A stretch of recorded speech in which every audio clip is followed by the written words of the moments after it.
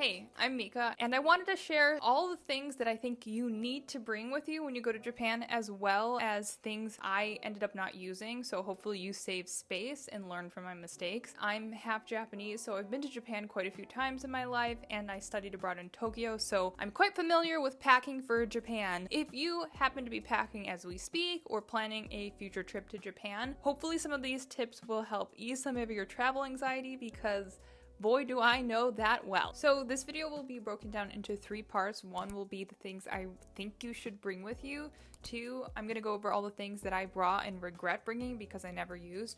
And 3, I'm gonna have some like extra tips at the end. So these are all the things that I think you should bring with you on your trip to Japan. The first thing being modest, breathable clothing. In general, Japan is still a very modest clothing society, so you're going to be seeing a lot of longer skirts, longer pants, longer sleeves. You're also not going to be seeing a lot of tight-fitting clothing or lower cut tops. That being said, people wear shorts, people wear like shorter skirts. Wear what makes you feel comfortable, but just keep this in mind. I think to avoid some of the stares, which I like to do, I always tend to dress a little bit more on the modest side. From my perspective, I highly recommend bringing lightweight, natural fabrics that breathe. Some of the pieces that I wore most when I was in Japan were these black linen trousers, this gingham gani dress, and this white linen midi skirt. I actually wore a lot of these long linen skirts. I felt covered, but I didn't feel hot from it, which is amazing. At the core of everything I brought was trying to look as put together as possible. In Japan, people really do dress up, so you're not going to see people wearing athleisure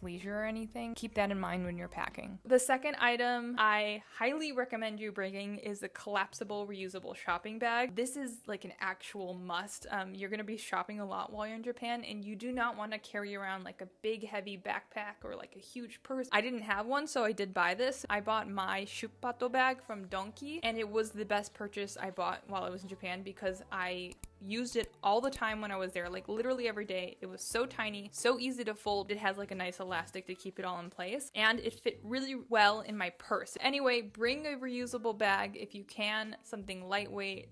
You will be using it all the time. The third thing is a portable charger. When you're in Japan, when you're traveling, you're gonna have these long days and you're gonna be taking a lot of photos, a lot of video. You're gonna be on Google Maps like all the time trying to figure out where you go next. You do not want to be stuck in Japan and like not really speak Japanese and not know how to get around. It's just an anxiety you want to try and avoid. Make sure to bring a portable charger. I did, and my phone was always dead by the end of the day, so I ended up using my portable charger like nearly every day when I was there. The fourth thing is a compact umbrella. If you go to Japan in the summertime, you're going during Tsuyu, which is the rainy season, and that ranges from mid-June to end of July. But also, if you're going anywhere between May and early fall, which is about October, you'll potentially be going during typhoon season, which also is super rainy and can be very humid and hot as well. So I would recommend bringing a compact umbrella. I ended up buying this. This is a UV protection parasol for both sun and rain. If it was raining, I obviously use this, and I also use this in the sun, so it would protect me from the heat as well as protect my skin from any sun damage. And a lot of people in Japan actually do this, so I highly recommend you packing one, or if you're like me, just buy one when you get there. The next thing is skincare or medications you personally rely on. You can obviously buy everything when you're in Japan, but if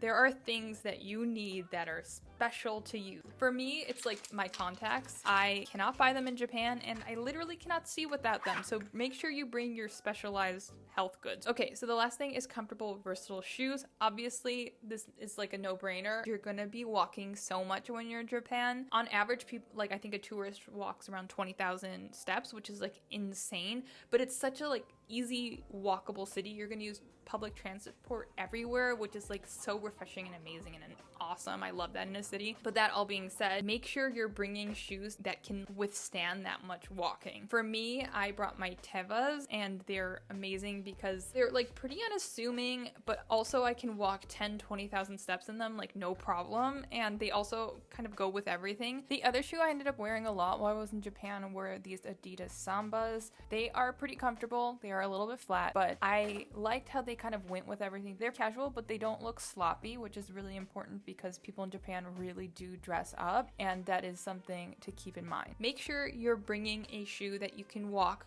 10 to 20,000 steps in, no problem, every day. Now let's move on to everything I regret bringing with me on my trip to Japan. So there was quite a bit of stuff that I brought with me that I regret. It took up so much space and it was just like unnecessary weight that I had. The first was clothes. So I mentioned earlier about like the being modest thing. I had known this in the past. Like I said, I'd been to Japan many times, and yet I still brought things that I wouldn't wear in Japan. The first two things were these V-neck vests, because it's V-neck and pretty form-fitting. I didn't gravitate towards these vests very often. The blue one I actually didn't wear at all. And then the next thing was this matching linen short skirt. Again, because of the length, I didn't feel comfortable wearing this. The denim shorts. I don't know why I packed them. I didn't find women wearing denim shorts very often there. I didn't wear these once. Because I packed these things I ended up not wearing, that meant there was a lot of outfits I ended up repeating. There was a point where I started running out of clothes, so I did buy a few things at Uniqlo, which is another tip. You can always buy clothing in Japan when you're there. There are so many options. GU,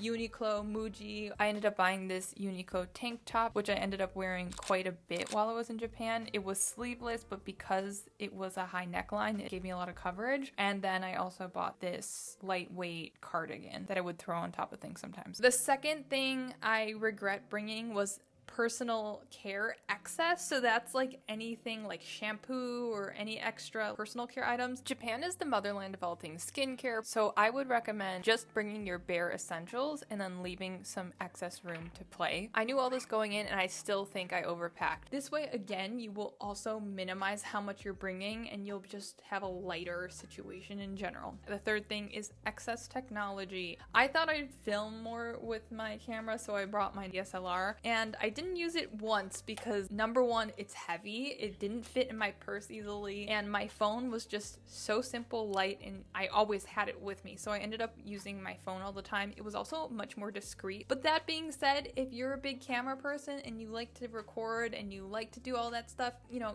do it. Amazing. Good for you.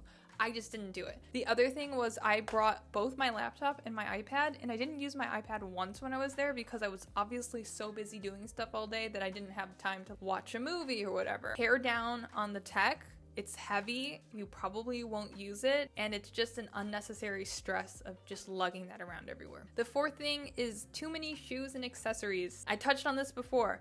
Make sure you bring comfortable shoes, right? But on the flip side, don't bring the stuff that's not comfortable. So I brought a pair of these cute Mary Janes that I didn't end up wearing that much. Not that they're not comfortable. Okay, I'm gonna interrupt here. These shoes ended up being actually really uncomfortable. The first day I wore them, they really ripped up my heels. I had to actually buy these bandages. Also on the accessories front, I brought a couple of bags. This bag is really cute and I did carry it around sometimes, but because of the size, it was at times a little bit annoying, and I ended up carrying my large red Coach a lot more. The last thing is exercise stuff. I thought I was gonna have a lot more time to exercise when I was there, which is very wishful thinking. In general, like I walked like 20,000 steps a day when I was in Japan. I didn't really need to exercise because I was just doing so much more activity that I normally don't do. But for me, I didn't use it at all. So I would recommend like not bringing your exercise stuff unless like you have some kind of training you have to do, or like, you know, you love exercise, which